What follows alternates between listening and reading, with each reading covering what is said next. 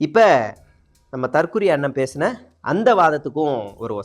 ஆச்சரியக்குறி அண்ணன் பேசின அந்த வாதத்துக்கும் வருவோம். நம்ம தற்குறி ஆச்சரியக்குறி அண்ணன் சொன்னால 204 208 பள்ளி மூடுறாங்க அப்படின்னு. அந்த மூடுனதுக்கான சும்மா ஒரு ஆள் சும்மா வார்த்தையில சொல்லிட்டா அதை வந்து கற்பனைக்கு, நம்மளுடைய தியரி படி கற்பனைக்கு என்ன வேணாலும் எழுதி, கான்ஸ்பிரசி தியரி மூடிட்டாங்கன்னா, மூடிட்டாங்கன்னா அப்ப பள்ளி மாணவர்களை அடிச்சு விரட்டிட்டாங்களா, ஐயோ ஆசிரியர்கள் வேலை இழந்துட்டாங்களா, ஸ்கூலை இடிச்சுட்டாங்களா, கல்விக்கு எதிரான அரசா இது அப்படின்ற கான்ஸ்பிரசி தியரிக்கு நம்ம போக ஆரம்பிச்சிடும். அது இல்லை.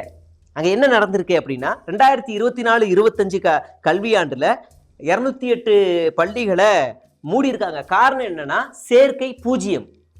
அது ரொம்ப ஒரு மாணவர் கூட சேராத ஒரு பள்ளிக்கூடமா இருந்திருக்கு. அதையெல்லாம் ஐடென்டி பண்ணி மூடி இருக்காங்க. சரி, மூடுனதுக்கு அப்புறமா அது என்ன நடந்திருக்கு அப்படின்னா, கட்டிடம் இடிச்சு மூடலை.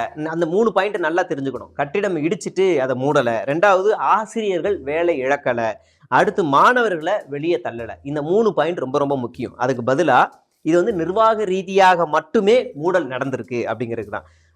அரசு சொல்ற காரணம் என்ன அப்படின்னா, இதுதான் நான் சொன்ன மாதிரி 0 சேர்க்கை. அந்த இடத்துல மாணவர்கள் சேரலை. அது ரொம்ப ரொம்ப பின்னாடி ஊருக்குள்ள இருக்கு. ஆனா மாறா இந்த அரசாங்கம் என்ன செய்யுதுன்னா, மக்கள் நடமாட்டம் அதிகமா இருக்கக்கூடிய இடங்கள்ல, மாணவர்கள் அதிகமா இருக்கக்கூடிய இடங்கள்ல பள்ளிக்கூடங்களை உயர்த்தி இருக்கு. அந்த உயர்த்தினது மூலியமா இந்த டேட்டா சொல்றாங்க இல்லையா, 2016 இருந்து கூட வந்து 2016 இருந்த எண்ணிக்கையை விட இப்ப கல்வியாண்டுல பள்ளிக்கூடங்களுடைய எண்ணிக்கை உயர்ந்திருக்கிறது.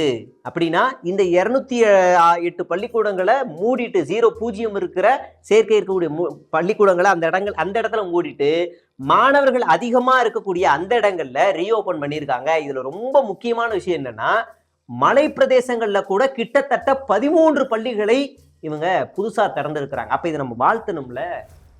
இதெல்லாம் வைத்தறிச்சல். மற்ற ஸ்டேட்ல இவங்க கல்விக்கு எதுவுமே செய்ய மாட்டாங்களே. ஒரு அரசாங்கம் மாணவர்களை படி படி படி, நீ படிச்சா போதும், முன்னாடி வாடா, முன்னேறி வாடான்னு ஒரு அரசாங்கம் சொல்லுது.